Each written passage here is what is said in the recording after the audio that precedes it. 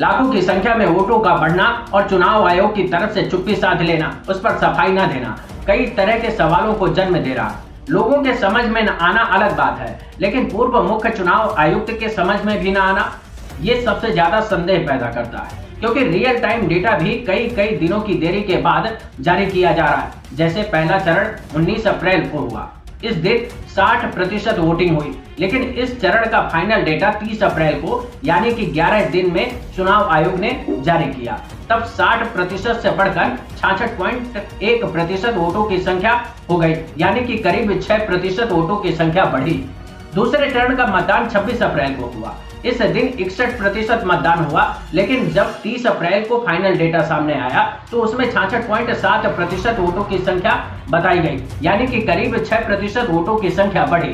तीसरे चरण का मतदान 7 मई को हुआ, इस दिन 64.4% वोटिंग हुई। बाद में 11 मई को फाइनल डेटा 65.6% सामने आया। चौथे चरण का मतदान 13 मई को हुआ, इस चरण में 64.6% की बात शाम को सामने आई, लेकिन बाद में रिवाइज फाइनल डेटा 17 मई को 69.1% वोटों के साथ सामने आया, करीब 5% वोटिंग प्रतिशत बढ़ा। इसी तरह से पांचवें चरण का मतदान 20 मई को हुआ, उस दिन 60% वोटिंग की बात सामने आई। वहीं 23 मई को जब फाइनल डेटा सामने आया तो उसमें 62.2% वोट बढ़े।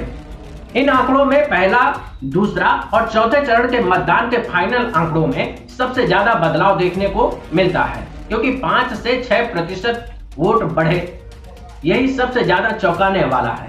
सवाल है कि क्या चुनाव आयोग आंकड़ों में फेरबदल कर रहा है?